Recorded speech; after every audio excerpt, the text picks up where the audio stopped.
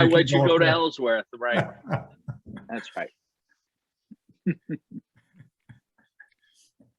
Well, I don't know if we're going to get anybody else. So if No. we'd like to start, We should go ahead, I guess.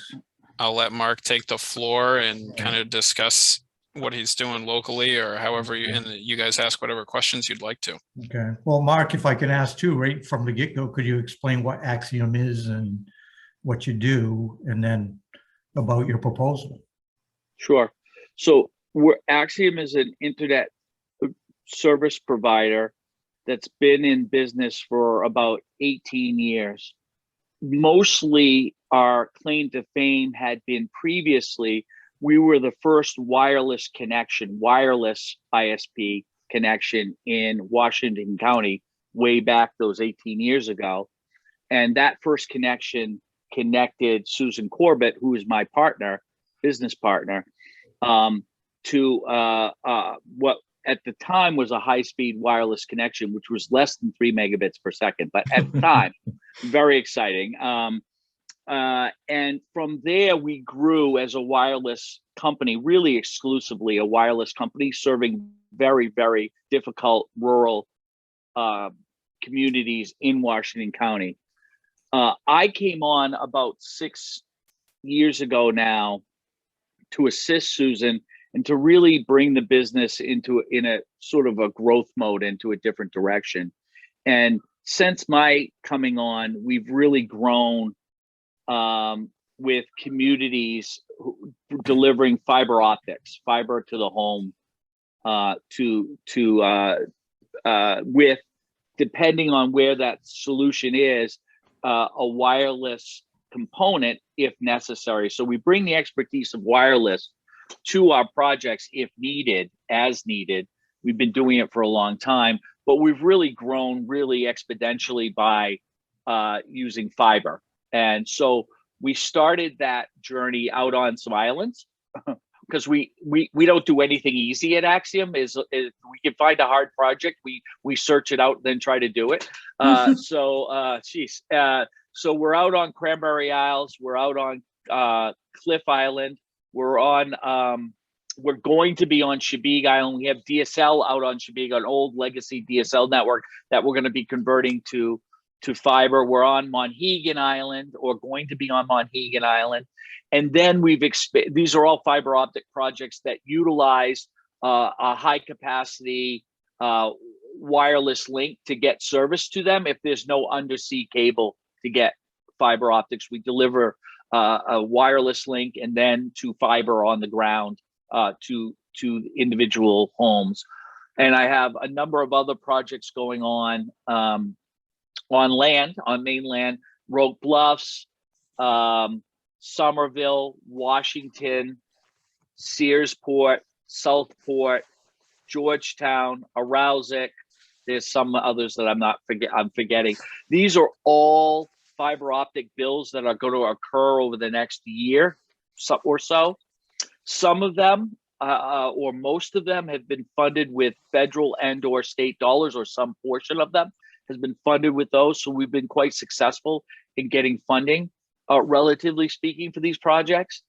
And our claim to fame in the fiber world is that we like to work with communities who like to own their own network, meaning you own it and we operate it under a long-term contract. Although now started to encounter communities that would like us to own the infrastructure. So we're giving potential solutions to those communities also, where we would own the infrastructure and operate it and still pay some return back to the community in a partnership agreement, franchise agreement, contract, whatever you want to call it. Along the way, we love Maine. Axiom loves Maine. We're a Maine company. We're based in rural Maine. We love rural Maine. And so we've really developed this professional services side, because planning was really expensive 6 years ago. It would cost a lot of money to do it. And I looked at some of the planning work that had been done, and I was like, I can do that, and I can do it better, and I can do it for a lot less money, frankly. And because it was a barrier threshold issue for communities, meaning if they didn't have $100 grand to plan, they were having a hard time moving themselves forward. So we really started to precipitously bring the cost of planning down and utilize our expertise as an actual ISP to help communities understand how to move forward in a very concrete, strategic way. So that's what we bring to the table as we think about today. We believe, Axiom believes, or I believe, that we have a lot to offer to communities. First, we ensure that we never leave you. So we don't work on an hourly basis. We work until you want us not to work anymore. We do deliver a paper planning document to you if you so choose to have that. And we are happy to deliver that over the next, do the work to deliver that. But that's not the end of our relationship. We typically stay with you as long as you want us to stay with you. And some communities have come back to me 2, 3, 4 years later and asked me questions, always available to help into the future. Once you're a client of Axiom's, it's like being in the mafia. Once you're in, you can't get out. You're in with Axiom, you can't get out. So, we're happy to help you as long as you want to be helped. Secondly, what we like to do is deliver a strategic product in planning that really gives you a pathway forward. I feel like I failed if you don't move forward into infrastructure and actually build something. I feel like my planning has gone to waste. So a lot of what I do in the planning phase is to give you actionable sort of processes to move forward and step you through what those processes look like based on your goals, based on who you are, and based on how you want to proceed. Every bit of work that I do is pretty much customized to your communities. In your cases, I typically charge between $10,000 and $15,000 per community, depending on the kind of community. Yours situation is a little tricky. I think I said $30,000 for each of your for both of your communities. I think is what I put in there.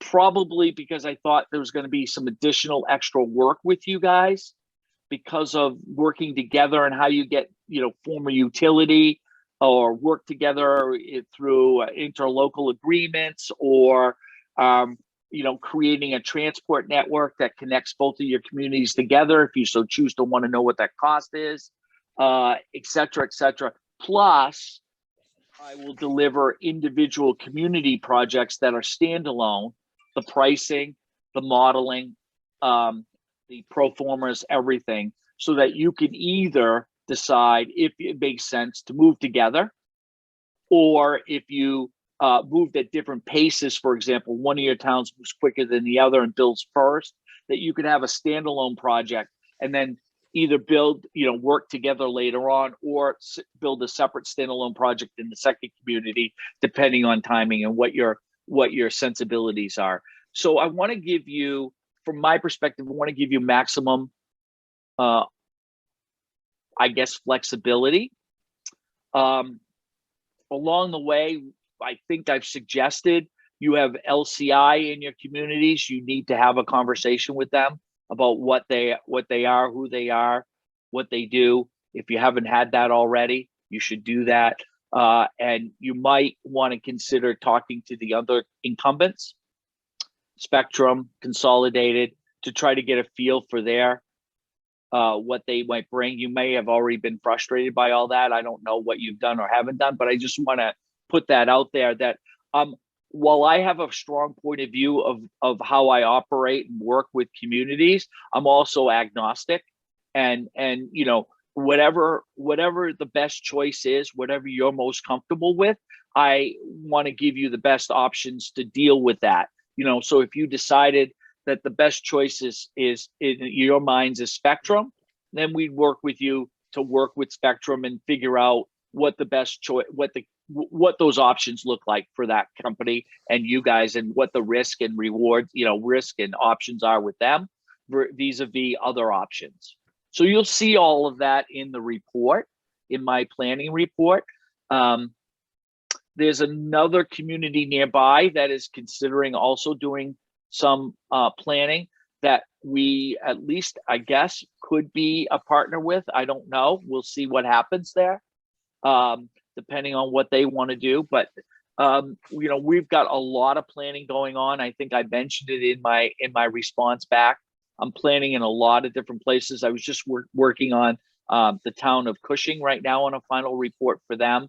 I'm almost completely done on a report for Camden, Rockland, Rockport, and Thomaston. I done something for Union, which is just outside of the county up in Hancock, but Union, I'm just doing something right now for Northport. So I have a lot of planning experience. You get me, I'm the boss, and I'm the one who deals with the communities on all of these things. I'm the one who writes the reports, and I use a couple of my staff members to do all of the mapping and sort of financial modeling. I work internally with my staff to get all that through to you. So I don't know. Don't know what your thinking is. Don't know what your really what your process is to move forward, but we'd love to be considered, obviously. And I feel like I fell down a little bit. I wrote your report, your RFP very late, like with a day to go. So I feel like I didn't do as well as I should have. We were coming up on the holiday. I don't know what it is. I'm super busy. I'm super busy. I got a lot going on, and I waited too long. I feel like a kid in school who studied for the test on the night before it was due. I apologize for anything in there that doesn't seem correct. I really fired it off within 24 hours.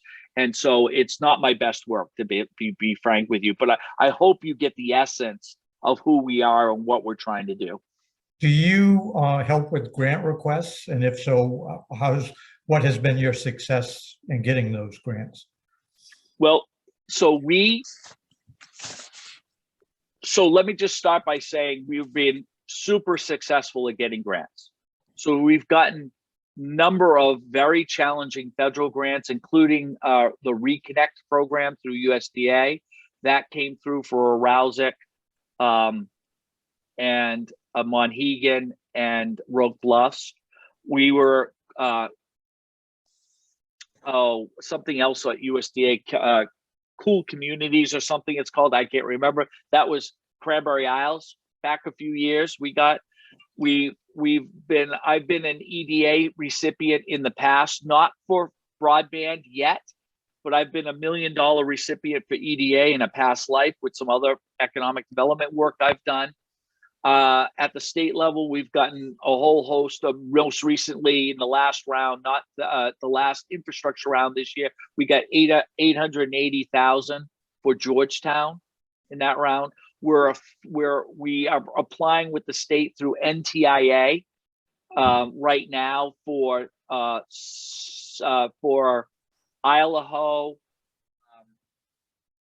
Somerville, and Washington, town of Washington. Those three towns are in now and be pending a grant approval, hopefully, with NTIA. So we've got broad success across the number of different projects, number of places. We've been at Island Institute has given us grants. Maine Connect Community, Maine Community Foundation has given us grants. So we're pretty good at getting them.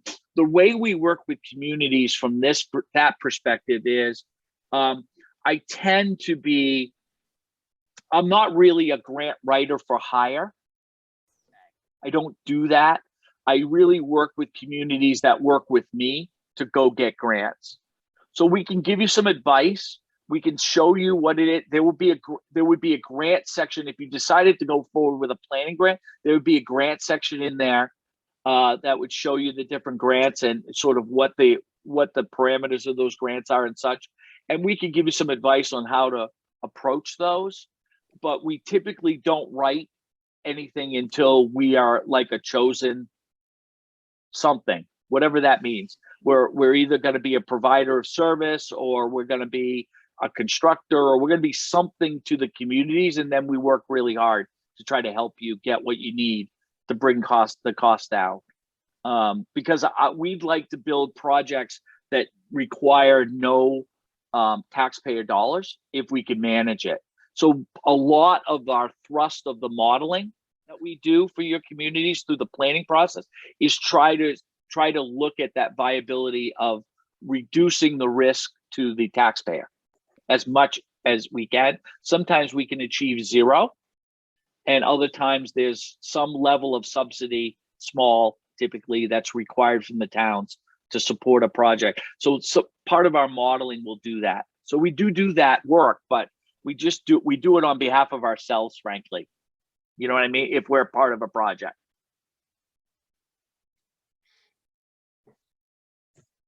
One question, Mark. Go ahead. Oh,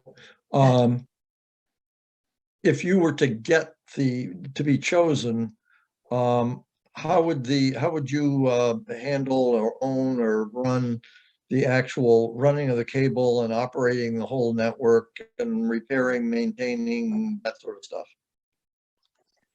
So if we were typically, and this is a negotiated process, because I don't know exactly how you're going to proceed, but just generally speaking, in the bills that we're working on now, you own everything, meaning the communities would own everything. We would operate it under a long-term contract, typically 10 or 12 years.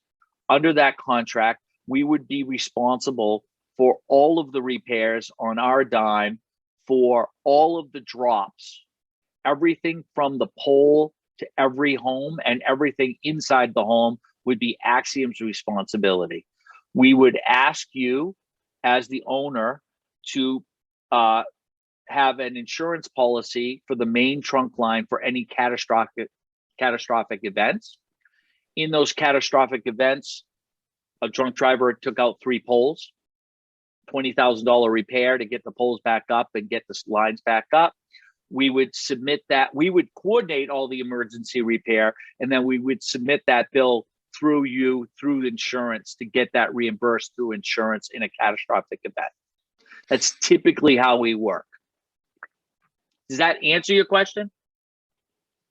Can I expand? Can I ask a little sort of extension on that regarding maintenance and repairs? When you have, I mean, I hope this doesn't happen often, but if there are catastrophic events, a tree fall or something takes down a trunk line, what's the typical turnaround time on response? Do you have records of that sort of? Not really. It really depends on whether electricity is involved, because typically the electrical line, which is the top line, if that gets damaged in any way, you're not given the all clear until the electrical utility clears you to go onto that pole. So it's hard to say when the repair would happen.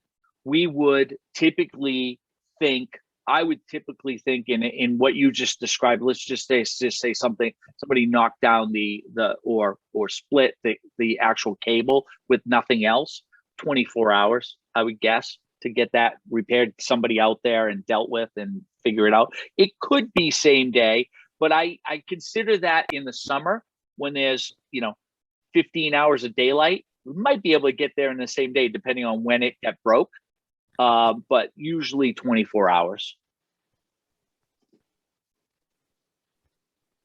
And Tom put into the chat, who runs the fiber pole to pole? We would, with a construction partner. So there would be a process that would occur where you'd go through a pole licensing process, and we build out those costs in the construction. That's the cost to move the other lines to make space for a new fiber line. And then our construction partner would run those cable lines, run those fiber lines in that space.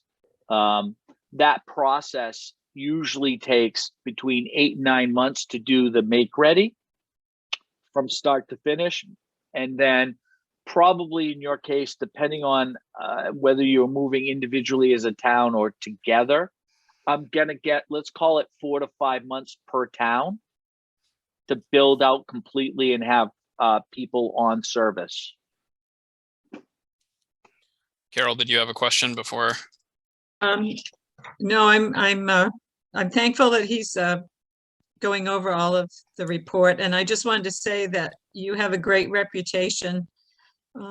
So your apologies from my part are accepted. You're living up to your reputation from what I'm hearing. Yeah, well, the infamous, right? Sorry, but well, we were so what you get with me is what you get, right? I'm a transparent guy, so I like to work with communities in an authentic way. That's the only way to work with small communities anyway. I mean, if I came in like looking like a used car salesman, that would not work, right? You'd smell me from 100 miles away. So I'm very authentic I'm a Mainer through and through. I'm very authentic the way I approach things. I say them as I see them. Not everybody likes that, but I'm a very clear, typical communicator around these things. I believe in small communities who want to do this. I've got a list of them working with me as proof that my concepts and the way I work with communities has been effective.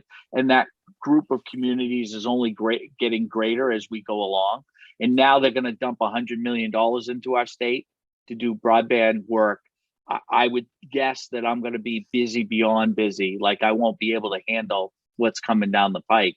So Right. what I'm asking communities to do is think about getting to the head of the line, because this is going to get really messy really fast as we get into the next year. The state does not know what to do with $100 million or $150 million or $250 million. They do not know what to do with it. They think they're pretending that they do, but this is not something our state is used to having. And then on top of that, you've got we're a small state. So all of the providers all know each other. We all have the same types of construction companies that we work with. We all know it's just a small place. So the pressure on labor, on construction, on the cost of materials, the length of time it takes to get those materials is all going to affect people who are communities that are trying to build. And those communities that are out in front will have the best chance to get their project done in a reasonable amount of time. And you as I just described it, right? We just described 8-9 months of make ready just to start. And then beyond that, another 4 or 5 months to build. I mean, you're talking 12 to 14 months at minimum to get a project built. That's from a you still got to do a bunch of work before you get to that. So, for communities like yours, you're talking about 2023 right now. And so you can imagine, right, if community 6 months from now, it's going to be 24. It's going to be 24 for them. There's just no way. There's just not enough resource. There's just not enough of anything. That is a major concern. Can I ask what your build out pipeline is like? I mean, you've described that you have a huge amount of planning in progress, but do you have ink on paper that's got you committed for the next year? And yeah, and what does that look like for new projects? I've got Georgetown and Southport that are Georgetown is going to start to be built in March. I've got Southport. I've ordered all the equipment for, so they're waiting on that. That'll be 6 to 9 months from now. So fall of next year, I've got Southport that's going to get built. I don't do the vast majority of the build. I use my construction partner, Hawkeye Connections. I think I mentioned in the ISP in the response. Love to sit them down with you guys and gals and myself. And if we got that far, for you to get a sense of who they are, I would like to be able to build, and I think they're capable of building one more project next year. But that means ink on paper, contract signed, done, money passing hands, literally good chunks of money passing hands. So a pretty significant lift for small communities like you, where you are in your process, to get there quickly. Let's call it in the next 3 months.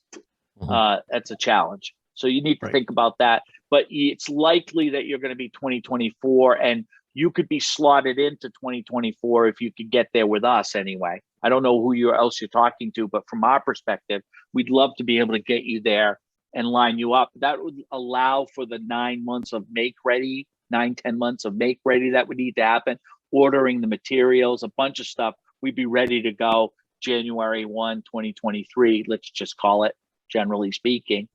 And you know, you'd have service both towns would have service probably by the summer of 2023. Mark, that it scenario. strikes me that for a municipal owned system to be make sense, it needs to grab a certain level of market share. So how would a community like ours with at least 2 other big competitors get that market share that we would need to make this a successful project? Well, it's a good question. We typically model very conservatively in Spectrum served communities. They're the big kahuna, basically. They're the big dog. So we model 35% typically in those communities year one to make sure that we're being conservative. What we're finding, we're working in Southport right now to give you some empirical evidence, which is 98% covered by Spectrum. There's very little, there's a handful of homes that are not served by Spectrum in that town. Right now, we started advertising and started talking to folks maybe 3 months ago. We have 100 subscribers so far. That's 900 homes passed. We need 325 to make the project viable there and to not increase taxes. Not too bad. I'm feeling very excited about it, frankly. Much better than I was, not better than I was hoping, but I'm pretty excited about the success very early on. They're a year away from building. And by the way, each of those 100 subscribers is each giving us $99. It's not just like pretend signups. Those are like real signups. So I'm pretty excited that in your towns, because of your sensibility there, how should I say this? I may be wrong, but let me just say what I'm going to say. Take it for what you will. There's a spirit in your region of taking care of each other and community there.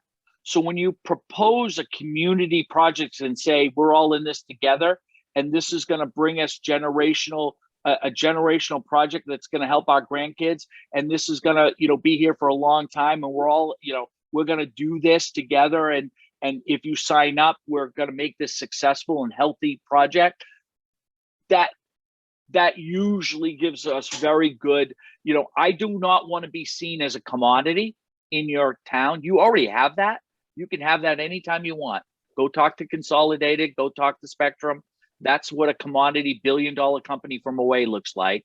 We don't want to be that. So when you start to operate on a different community level, you get a different response from potential customers. And of course, you can still keep your Spectrum if you so choose, or your phone with Consolidated if you so choose. Just take your internet from us. And then on sort of the second point is that Spectrum is not going to be the same company 5 years from now. They're going to be different. Cable companies are losing millions of customers every year to cutting the cord. And our society, everybody, America is moving to one pipe. You're going to get everything through that fiber connection, whether it's phone, whether it's communication, whether it's entertainment, whether it's telemedicine, whether it's education. It's all going to be coming through one pipe, and lots of things we haven't even thought of are going to continue to come through that one pipe. So having that capacity there puts your community in a place where it can stay vibrant for the next 20 years. People can work from home. Grandchildren can do their work from home. If we, God forbid, we continue on this weird pandemic thing and everybody's home, all of that can be met with that pipe that comes to your house. And that's how we build it, by the way. From our perspective, we build a fiber to every home. And so you have really essentially unlimited capacity. The system that we build typically builds to a gig over a gig on day one. And we typically put ports in for 10,000 megabits per second, 10 gig. So a limited number of subscribers as time goes on. We don't It's hard to deliver that level of service without breaking the bank on the back end. But over time, we'd be able to deliver 10G over 10G, not just to those first few ports, but even beyond that with change of equipment at the home to every home. So you're really talking about a future-proof product, ultimately, that's going to stay with you for a long, long time. When you amortize that investment, it's very, very inexpensive over 20 years, right? 30 years when that stuff is going to be in the air for all that time. Mark, I just wanted to ask you a question, and I see Tom has a couple. You said how communities can get to the head of the line. So obviously that's the goal for all of us. Have you listed all of those things, or do you have a list in your mind of how Newcastle-Damariscotta, for example, would get to the head of the line as far as a build out? I think that, well, I think it depends. So no, I don't really have that. I could put something down on paper for you. Okay. What I would suggest just in this call is to say, if you wanted to really hustle, the next 3 months are going to be critical. You need the cost of construction. You need everything modeled, what the expense and revenue side looks like, where the grants may or may not come from. How much do you think we might be able to get in grants? You need to make a commitment to Axiom and or another provider, ISP or something, to get you on the same page, because when you apply for money, you really should have an ISP in your pocket. We need to determine the money, frankly, whether or not you're going to plan with us and we're going to do that for free because you're going to work with us, or whether or not you want to be us to be agnostic and you want to go through these other options. Need to think about that. All that has to happen in the next 3 months, and even that's probably not fast enough. You probably could, we'd like to do it in 60 days, frankly. That's what I just signed on to with Southwest Waldo County. They want it in 60 days. I don't think they're going to get there, but that's what they want. It's 5 communities. We'll see. You know, you guys much more manageable at 2 communities, frankly, from my perspective. So, you know, it's achievable, but it's going to be a lot. You got a lot to do to really hustle. That would put you in a position to be at the front of the line. I mean, you really need to have lined up a constructor, an operator, you know, determined what kind of system you want to have. These things all have to happen fairly quickly. So as soon as January 1 comes, I'm going to go skiing for a couple of days here, the next couple of days.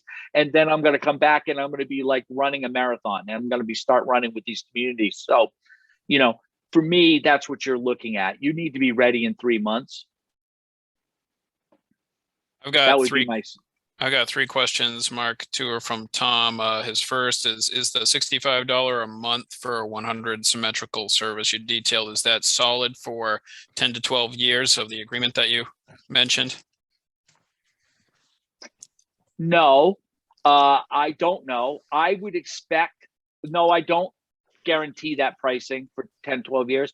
I typically model that for 5 years, just so you know. So I would expect that pricing to hold for 5 years. I would expect that pricing would come down, not go up, is my expectation over time, because I think that what makes it expensive, there are 2 things that make that $65 expensive. One is the cost of backhaul, just bulk internet in Maine is expensive compared to other parts of the country because we're at the end of the pipe. So it's a little bit more expensive, and I expect that pricing to go down as it has over the last 10 years to continue to go down.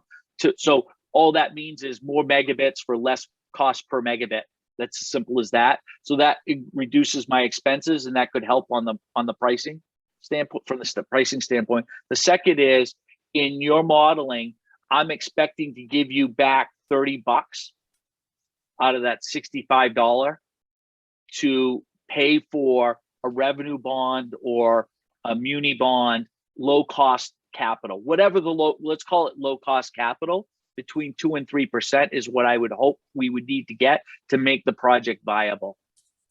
So So the way I see this is there's only going to be so much reduction that you're going to be able to get in the cost of construction because you're spectrum served.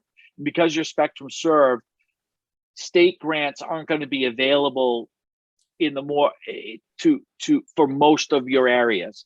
So you're going to have to be bonding, or you're going to have to be where is the cost of capital going to come from is really the question to you. And the place where I would like to get that capital from, and these are the projects that I'm building, this is where it's coming from, is from a from a muni bond that's less than 2% over 20 years. That cost of capital really makes the project go. So we would try as aggressively as we can to reduce the cost of the project, whatever the cost is, which we'd have to determine. And then secondly, we'd be working with each of your communities or you as a utility to go get low cost capital.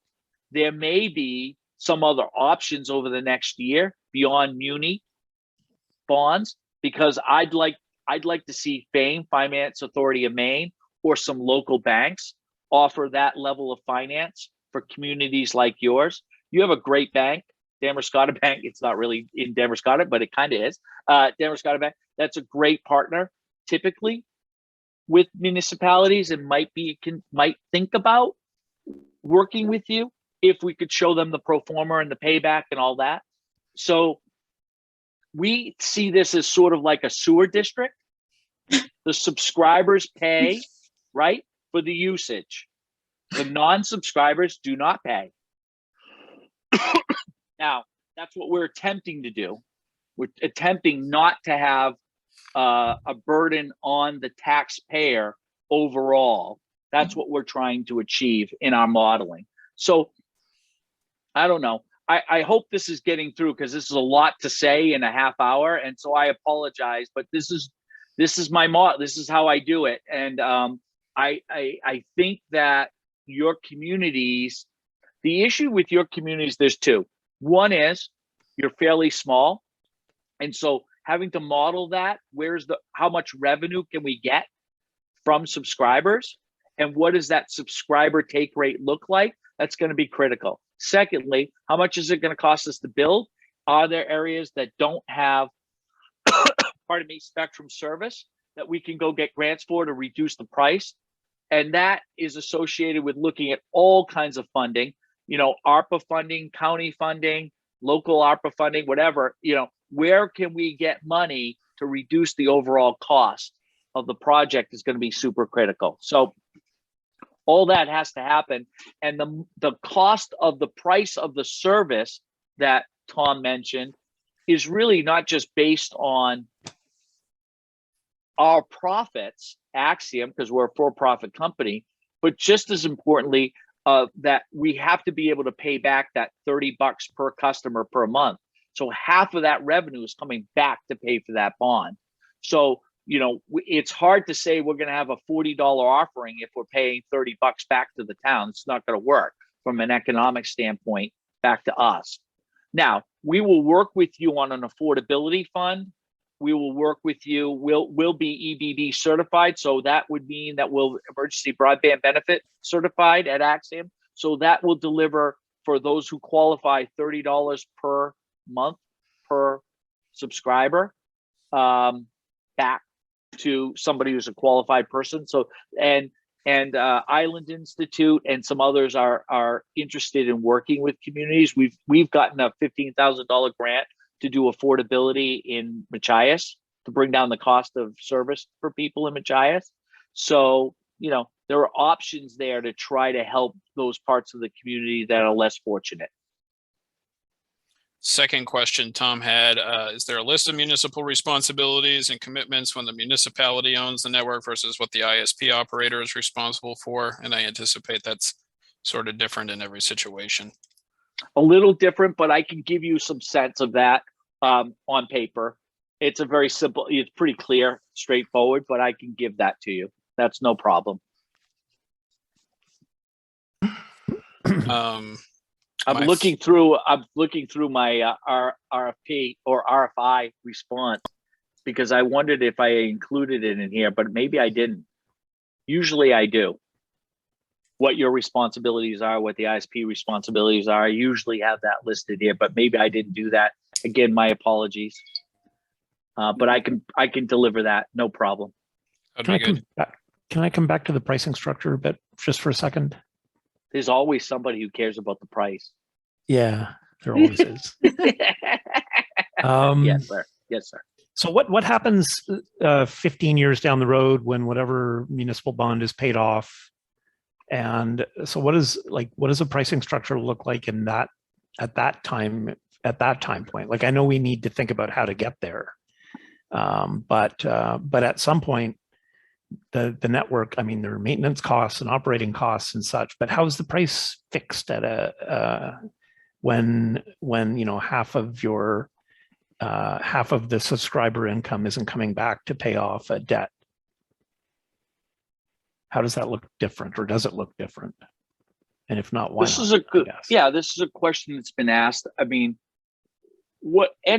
so typically what we sign is a 12-year lease, let's call it that for the moment, a lease with a 6-year kicker on top of that. At 3-year intervals or 4-year intervals now, typically, it depends on what community sensibility is, but let's call it every 3 or 4 years, we review with the community all of the different aspects of the project, of the process, how many people are complaining, how service is going, etc., what the price of service is, and all that. And presumably, if we're not doing well, then you can replace us with another ISP. So that's one good thing that as ownership is, but also is a review of pricing, right? And how it's going and what happens. So at 15 years or whatever that interval looks like when the service is paid for, that's when we would consider what the next steps are. The town would be in the driver's seat because they still own the system. And so they could be working with Axiom to determine, well, we'd like to reduce the price by X amount, or we'd like to do this, or what would be, at that point you'd have those conversations. It's hard to imagine, it's hard for me to imagine me making a commitment 15 years from now on a pricing reduction, right? I mean, it's hard for me to imagine that, but I would say that you would have that option available to you as the owner, and as that comes to wind down, I might also want us to consider still paying you the full amount, and you using that to create a different level of fund for replacement, for going to 10G, whatever it might be. So there's a lot of different options there. Demand for internet service is not going to go down, right? It's only going to increase, and it's going to increase exponentially. And so $65 for a gig over a gig 15 years from now might look still pretty good. It might not. It may be $30, right? So it's going to depend on a lot of different things on how this looks, but we're going to have to be competitive in the marketplace over time too. I mean, that's the other thing. We can't just overprice everything and then expect people to take service. So right now at the $65, that's extremely competitive with Spectrum because it's a much, much better service. And you get the symmetrical service, not the 20, you get the 100 on the backside, on the upside, I should say, not on the backside, on the upside. And, there's no additional fees. Our pricing is what it is. We don't charge anything else. So there's nothing hidden there or nothing extra that comes on that bill. So $64.99 is $64.99, and we guarantee the 100 over 100. So we guarantee that 24/7, not an up to or a best effort.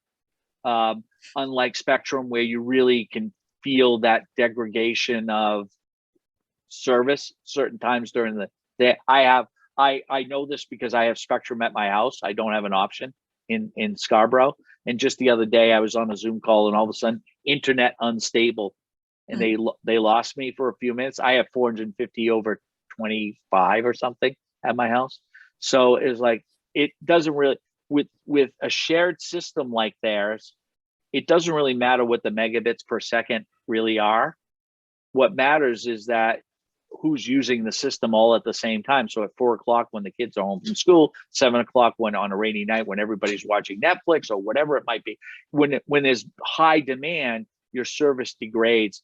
In our system, that doesn't happen, or we at least guarantee it, so that you can have that. And there's penalties there for the homeowner that we can impose, and we can pay for that if something happens that your service is not up to par, and it's on us.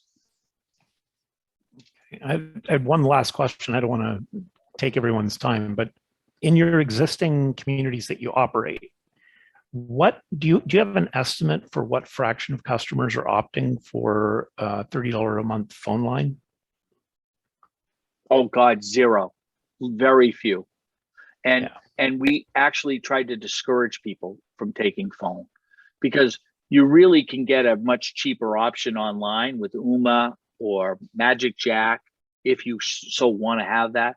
Or frankly, on a fiber line, you should be using your cell phone at home if you have an unlimited plan anyway, and most people now sort of do. You should be using your cell phone through the internet, even if you have poor cell phone service at your house. If you're using your fiber line to make phone calls or receive phone calls, it's just like having a home phone line. So very small amount of people take phone service. There's always some weird excitement amongst a small segment of people who want it. So we still offer it. We've always offered it. But it turns out it's not a very large number, and it's only dwindling. I mean, it's just the phone is going to the wayside, just as all the old DSL technologies are all going away. People still want a phone line, like a hard phone line, some through Fairpoint, through Consolidated, and that's a choice that they continue to make. But even that, with VoIP now and these other services, they've really solved all the problems that a hardline phone used to be able to deliver that you couldn't get with those services. And now it's all solved. So it's available there. We don't bundle it. We don't do anything. It's a pass-through cost to us. So we just do it because somebody wants it. And we always sell a few of them in towns. But I mean, in Georgetown, I don't think Georgetown right now, just so you know, we're collecting subscribers now, Georgetown, and we have almost 400 subscribers, 1,000 homes passed. So pretty robust response, really exciting. I don't think I have a telephone request yet out of those 400 or so subscribers. That sort of leads into my next question, Mark, was that so Newcastle and Damariscotta almost completely served by Tidewater for telephone. Oh, Tidewater, right? Sorry. Right. That's okay. No, you're gonna. There's a small pocket of there's a small pocket of Newcastle that's consolidated, but thank you for reminding me. Oh, that's all right. There's plenty to have to keep track of. So with LCI having a significant footprint and with them bundling phone service with their product, how in your perspective, do you see your service compared with theirs when they still have large interest in running a telephone company? Without having you bash anybody, of course. It's not. Yes, without me bashing anybody, very simple. The cost of our telephone is all in, unlimited, continental United States, right? Just typical regular phone service. We do not offer international, just FYI, because it's too complicated for us to do that. You go get your own card or whatever you do to call international if you have family in London. We typically have not bundled in any way. We just add on the $29, $29.99. There's no additional taxes or anything. That's all inclusive. So if we were in a competitive situation and we knew what the pricing looked like, and I pretty much know what the pricing is for LCI, we would make sure that we were super competitive. Simple as that. We would make sure that that was not going to be a barrier, because frankly, I don't care about telephone at all. So as long as I'm not losing money, that's all I care about. We deliver it at whatever price point we needed to deliver it. I'll just be super clear with you guys. Our telephone service cost me $12.50 a month, and I charge $29.99 just so I can cover my cost, and because we get lots of calls about phone. So I just cover that cost. That's what it is. So if I had to go to $24.99 or $20 a month, I'd swallow it and live with it and just add it as a bundle onto your internet service, something like that. But that's just us kids talking, right? We're not going to talk about this. Yeah, but something like that. We'd work with you to make sure. We'd have to make this successful, right? We'd have to reduce the risk as much as we can. And that take rate is going to be super important. So we'd have to do everything in our power to try to give you a take rate that makes sense. Right. So the take rate, I mean, that's really a concern, coming back to Tidewater again, as Evan was suggesting, they already serve telephone in the area. They've got fiber on a lot of the poles. So you're not just competing against Spectrum in this region, right? So Spectrum is the 800-pound gorilla, and they have 60% market share here or something like that, maybe more. But LCI is already picking up some fiber customers, right? So there is that fiber competition in the marketplace here that you don't experience in some of your other communities. I don't know if you have a model calculation for what that will do to take rate in this kind of community, but that would be really something we'd need to know. What is the conversion of existing customers on another fiber competitor? Yeah. So the way I look based at on price or whatever. Yeah. Sorry. Yeah. No, it's a good question. No. The way I see LCI is this. Let me preface it by saying I like LCI. I like the Mannings. I know them well. They're good people. They suffer from being an old-time telco. So they move slow. They're very deliberate, and they have their own issues as they try to grow in this market, which is crazy right now. All that said, I find them relatively expensive in the marketplace. I also find them to be annoying, let's put it that way, in their pricing. There's a lot of fees that go into their pricing model that I would not have to undertake because I'm not an ILEC, and I don't have to latch on phone service to every subscriber in order to get a federal subsidy for that phone service. I don't operate under that model. So I would generally think we would be pretty competitive. The idea here for the other issue with them is because they're a private company and they're building out privately, the cost of the subscriber includes the drop to their house. It's very expensive. And so it really takes out a lot of the possibilities of who can subscribe to LCI. Even when they're marketing their effort, the cost, they're asking you to take typically a 3-year contract at a fixed price that's elevated so that they can and I'm not blaming them, but a fixed price that's elevated so that they can recoup some of that fund that they put into getting you connected. And so it's a really different model. And so what ends up happening is they pick off a very select part of the market, typically in the business area, because those are the places that can afford that and who may be fed up with Spectrum and or consolidated fiber. And that's where they want to compete. For me, where I want to compete is out in the residential market. I don't care as much about businesses. I'm happy to have business, but all the big boys are fighting over all the businesses, and I want to go get residential customers. And those residential customers are going to get drops that are paid for by a project, right? So it's not part of their cost to the individual subscriber. So it is, but it isn't, right? It is, but it's all within the fee. So there's not a lot of barrier to getting connected in my model, right? We're not saying, oh, it's $65 and we'll connect you, but it's $1,000 to get you connected. That's not what happens. And that's what's happening in the LCI model. So I think we'd be pretty competitive. I mean, we'd say, like I said, we'd model pretty conservatively. We'd start at, let's say, 35%, see what that looks like, what that feels like. And we don't care where that 35% comes from. It could come from the hinterland, or it can come from, right on Main Street, Damariscotta, Newcastle, whatever. It can come from anywhere. So, it doesn't really matter where the subscribers come. Everybody's going to be able to be served under the new model. And I don't think LCI can say that. They do have fiber there, but I don't think it's as extensive people think it is. Well, maybe they've met with you. Maybe it is extensive. I don't know. You'd have to, maybe they've come in and talked to you, Alan Hinsey or the Mannings. They'll show you the map. I know that, and show you what they've got. They're always an option. Why are you talking to me, by the way? What's wrong with LCI? You don't want to build out with them? Well, you have to have a second, third opinion. You got to see what the competition is. We We were heard you just were a excited great to have fun you guy. send a response. So we wanted to, Very well said, Evan. anybody Yeah, that would okay. like to send a response, we'll talk to.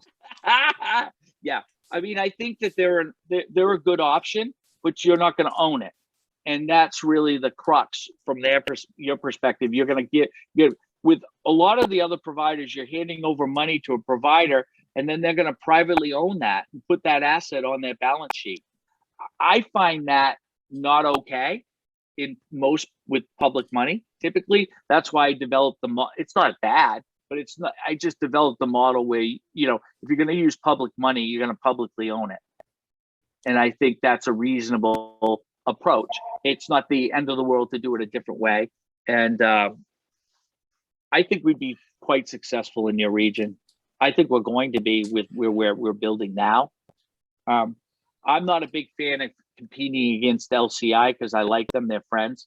But at the same time, they need to do what they need to do to step up. These are their communities, and people are demanding fiber, and they need to deliver it. And if they don't, then town's going to look elsewhere. It's as simple as that. I have 3/1 at my house. Yeah, do you? Mm. Yeah. Yeah, it's challenging. I hear you. I hear Maybe. you. Maybe, right. Well, we are Yeah. coming up on an hour. Any final thoughts from Mark? Well, I know we made him talk a lot, but thank you, Mark, for answering all the questions. I appreciate it. I will send thank you for the opportunity. I will send the list of the responsibilities through Evan and then to the committee. And then if you have any further questions of me or are interested in talking further, be happy to do that. And when you're ready or not. And wish you the best of luck and a very happy new year to everybody. Let's hope next year is better than this year and that better than last year. All right, let's do Amen. that. That's Amen right. is right. All right. All right. Thank you all. Take Okay. care, Mark. Thank you, Thanks, Mark. Mark. Take I'm care. just gonna steal the committee for like another 3 minutes if you guys want to hang tight. Sure. So up to you guys where we move forward from here. We had the 3rd scheduled, and we can still leave that scheduled if that's when you guys want to take a vote to figure out which direction we're heading, that type of thing. Floor is open, so anybody that'd like to speak. Well, I find Axiom not, it's as if they don't really know what they're doing, but they probably do. It probably would be a cheaper option, but I'm not sure. I'm not sure the towns really want to take off, something like that. It would obviously have to probably be handled as a similar to the sewer district, almost a separate entity. Town itself isn't part of, it's just whoever. It's like the sewer district, they're only concerned with the people that hook up to them. And that's all that move them. I think we do need to talk to LCI a little bit more about their pricing, because it definitely is expensive. There's no question about that. I agree with you, George. I think Krista and Mary Ellen's advice to talk to Mark to give us more information so that when we negotiate, if we choose to go with LCI, we can negotiate better and we have more information. I think that the phone issue, as Krista brought up, a lot of people don't even need a home phone. in my case, we need it Paying for, 30 bucks a month for it. yeah, we do too. And I mean, we need it for a medical reason and our cell phones are not reliable. My husband uses Google sometimes if he's near the internet because he can get a text out. Talking on the phone is almost impossible. So we have to have that, but we would be in the, less than 2% of the people that might opt to have a home phone. So I think I got a lot out of Mark's presentation. I think a lot of good information for us to Mhm. go back to LCI and talk to them about several of the things that he brought up. Yeah, because my brother-in-law just had them install cable. He lives on a road that there's two houses on. They ran the cable to both houses. I don't know, it cost maybe $1,000 run it down there and do that. But they made it clear that you still had to have a phone in order to have that service. It's like DSL line, you have to have a phone. I Right, was but we under the might be able to impression- negotiate that we don't. Well, yeah, want and I that was under the here. impression that that they were doing away with that requirement, No. but it doesn't sound like it. Doesn't They're sound not. like it. I'm in the process of working with them right now. I had LCI at my house today, putting lines to the pole Mhm. on my property. They will not work with you if you're in Damariscotta anyway. I know outside their ILEC, they're allowed to, they're not required to provide a phone service, but inside their telecom district, if you work with them, you have to take the phone line. And that's just one of three things that bother me about LCI. And, I'm a customer now, right? So I'm telling you Sure. Yeah. from the perspective of someone who's working through this. One, their pricing structure is not nearly competitive compared to what I'm looking at from Axiom. And they're not providing symmetrical service at those prices. Mhm. So number two, you're looking at the pricing structure for LCI is not going to go down in the future, right? Because they own the lines. They get to determine the pricing. So Mhm. it's a profit-based decision.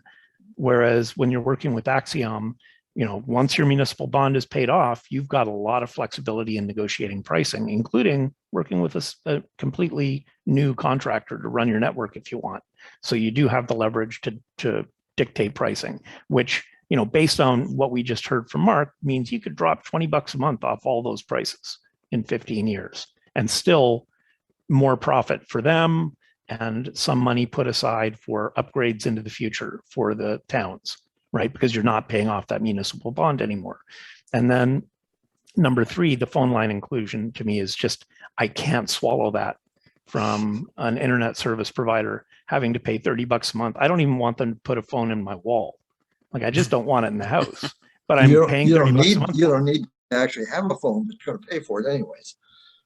Right. Well, I mean, I don't want another phone line. We've got 4 phone numbers in this house already. And like Mark was saying, even if your cell phone isn't reliable, if you have fiber, you can use voice over IP, right? And there are really cheap solutions for that, $5 a month for a VoIP connection or something. So it's that's per household forever, right? So if you're talking about 1,000 households, and then the last thing is the hookup fees, which Mark commented on as well. He said he threw out the number $1,000 hookup fee. That is not crazy. Like that'll be an average or maybe even a low average for a lot of the houses in our towns, which means a lot of the houses that we want to see take up service, that we want to become potential customers, will never become potential customers because they're not going to have $4,000 lying around to pay for hookup on LCI. It's really a tough sell. Like, I think Mark's right. They're going after mostly, their customers are primarily going to be commercial and, affluent, but they're not going to be increasing service levels on underserved populations in our communities because those folks are not going to be able to pay for hookup. So I Well, wonder how much in negotiations we could have them address each one of those. And if they are so set on having a phone, in theory, at least reduce the other service by the cost of the phone. So you're not being charged something extra, or if there's other ways to deal with it. My biggest concern with the Axiom model is the take rate. I know people are just used to who they have, and even though they're paying more for a Spectrum or for Tidewater, what are the chances are they going to switch? And then the other part is, yeah, we're going to have to create some type of internet authority for the two towns to manage the system. And what issues does that bring with it, other than trying to get people to stay involved? I didn't think that this committee was a lifetime appointment, but maybe that would turn into, if that's the case. So those are Will my soon two be an biggest honorific concerns. on every tombstone. Yeah. Well, and my concern too was he's talking about possibly 2024. And with LCI, I realized, we could be, it could be that too, or even the end of 2023. But does LCI give us a better option for getting the work done sooner? No. Because nobody's going to be able to guarantee So- here pretty soon because of equipment and everything. Or And the even, other- or even now, even in the last year, Right, there's been no right. guarantee. Yeah. And I'm also, on Bristol. I'm on Bristol Road. I've got a telephone pole across the road from my house that has a fiber line on it. I signed up with LCI in September. Today they dropped a line from that pole to the pole on my house, 40 feet across the road. They still have to run the line through the conduit that I had installed at great cost to my house, and then they have to bring a guy out to put it in to do the interior work. And what the guy told me today when I went out to talk to him on the pole is they probably won't be able to run the conduit until the spring. So I'm looking at summer, so 8 months for a customer with fiber on the pole across from his house. So I don't see, a lot of quick turnaround in potential for them to provide service on a large scale in both towns before, I'd say along the same sort of time scale that Mark was quoting. Yeah, I think you're right. and if we did go with LCI, for example, the cost to families that might not be able to afford to get fiber to the home because of the expense, would we be able to, is there grant money for that? And it's my understanding that some of this Connect Maine grant money is for areas that are underserved. So, we have a lot to consider, I think, and try to figure out what's going to be best for the town. But underserved doesn't necessarily mean not affluent, right? Like there are places. Oh, right, I agree. Yeah. So what I wonder, and David, I'm glad you're here, is what's the appetite of the selectmen for a municipal bond? I mean, is that something that they're going to shy away from? What is the financing look here that is going to be acceptable to the towns? It would, to be the most successful, it would have to show that it's solely going to be paid by the subscribers, that nobody who's not in is paying for it. We did a bond with Lincoln Academy, and the only reason they're doing it is that we're not obligated if they fail, or we just had to sign on to be able to get the bond. And if that type of approach, yes, I think it would be okay. But any suggestion that the town has to throw in extra funds or liability, I don't know if it would actually get past our 5 selectmen or not. Well, in our survey, a lot of responses were people were all for it, but they didn't want it to affect their taxes. Oh, sometimes I think they wrote it in big block letters, like, Yes. I'm not paying for it. You had to ask for those extra comments, and some of them were just wild, I want it, but I don't want to pay for anything. A lot like the Understandable. prime rib on the specials menu. Looks Yeah. great on the menu.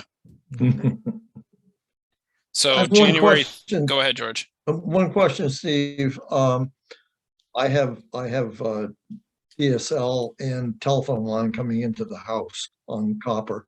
If you want to keep up a landline and they run the coax, and do they do away with that copper line? The reason I asked that would is they I've pull got the a copper? conduit. Probably. Yeah. Yeah, I mean, I've got the stuff coming in underground through a conduit. Now, if they can pull that and just feed it through the existing conduit, Yeah. then there's no extra cost there. What I would do if I was them is cut your copper at the house and tie a string to the copper line and pull it back through the conduit. Oh, yeah, no, physically. And then tie yeah, that's how fiber we do it. and yeah. So Okay. there's no reason to leave the copper line in there if you're getting fiber. Yeah. It just takes up space and, they can use copper's Typically, expensive. They'll What I recycle probably it.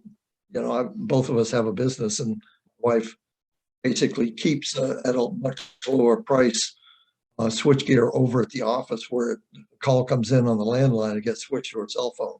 So the customer doesn't know that they're calling a cell phone. I mean, you don't know if it's a cell phone coming in or a landline, but that's still a cost. It's not $35 or something like that, but. What is our commitment? So January 3rd is our next meeting, and don't we have a, January 7th is when we okay. that's what I determined thought. we would put a decision out. But aren't we gonna need a completed thing from Tidewater in order to do that? Or is that not the case? That's only, this is only for the RFI, not on the Oh, final okay. feasibility study, which is Yeah. separate. Right. So Any news on that? I emailed Alan this morning and have not yet received a response. Because I would at least like to get for Newcastle-Damariscotta, after a conversation with Krista, I'd like to get what they found for unserved addresses, compare what we have from our own work, and then send they obviously intend on updating that information with the state through Connect Main, because they're not going to get any grants without that information. But we would also want to include our own if we feel that they missed premises that we still believe are unserved, even though they don't have them on their list. So we want to send that either as the primary or the supplemental to the state to say, here's our second option of what we believe is to be true, and here's the one that the company says. So I'd like to get that as soon as possible, because the deadline to get that into the state is January 9th, which they are obviously aware of. But in terms of next week, we will still plan to meet on January 3rd, and then if that's palatable to everybody, and then I'll have this recording out in the next hour on YouTube, so then everybody can listen that wasn't able to make it today.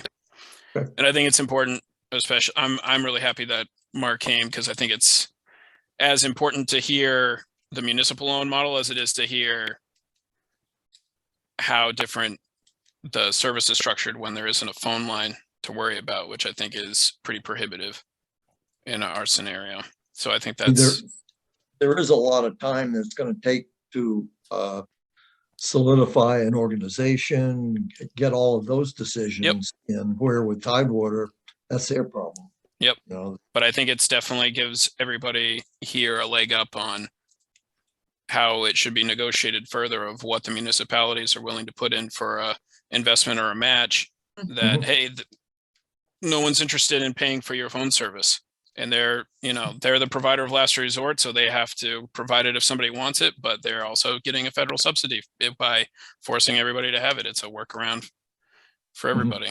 So Right. And how do they deal with a competitor that doesn't charge for the connection from the Right. pipe to the home? And how do they deal with some company that doesn't pass through all these Right. fees? And because of it, in the next 5 years, we don't know what that's going to look like. So the company that Time Warner was, and then was Spectrum, and now is Charter Spectrum, they could easily have fiber in almost all of these communities, and then it will be, it'll be priced much more competitively than that, obviously. But time is of the essence, and we're interested now. But go ahead. It'll be interesting to see, though, what happens with Spectrum, because as their business model kind of collapses with, as Right. thing, their strictly internet connection is going to have to go up to balance that, or the company goes away. I think the problem is that the cable TV is married with the transmission service, so every network is separating their service from them, and at some point it's not going to be economically feasible for the cable company to provide TV service at all. So then it drops once they don't have to deal with that. Oh, that's going to be a race to the bottom. Right. once they don't, and honestly, in Maine, this is just kind of off the cuff. If the Red Sox weren't on Nesson, there would be a lot less issues going on, because that's how many, Yeah. that's all that people care about for cable. You're right. There's YouTube TV was the only company. I don't know if Sling had it, but YouTube TV had Nesson, and now they don't. So now, if you want Nesson to watch Red Sox or whatever other programming they have, that's huge, and that's the major, like the amount of people that aren't willing to cut the cord, or it's usually sport related in local news, but you can get that either over the air antenna on YouTube TV or wherever else. So I plan on doing, hopefully in the next couple weeks, at least a small get together, either capacity, I think maybe a location, and just do a quick half hour on people that are interested in cutting the cord and what kind of services are out there for different cable things. And that kind of segues me into my next question, was that on my original agreement with this group, I said that we would run until December the 31st, and we haven't, I'll have to give you an update of what I've billed, but I think we're about halfway there. So if it's still in the interest of your guys' group to have me, I'd love to continue being involved. That's a stupid question. Of course. I think, Evan, everyone here acknowledges how essential you are to the success of this. Hey, endeavor, that makes so. me, you know what? That's going to make me stop crying tonight. So that's great. No, Evan, we need you. Yes. Thanks a lot. But You don't just know, in you that guys don't know regard, how much I need you to. I will double check the balance to make sure we have funds to pay you, because Cool. we wouldn't want to continue if we couldn't. So Gotcha. as long as those funds are there, I see that you're a good use of that. Cool beans. fund. So, Fantastic. all right. So I'm going to get this video out so people can listen to it. We'll plan on meeting on the 3rd at 3 o'clock. Mhm. Sounds good. I'll see you Okay. then. We'll see you Bye. guys then. All right. Thank you. Happy Bye-bye. New Thank you. Year. New Year, all folks. Thank Bye-bye. you. Thank you guys.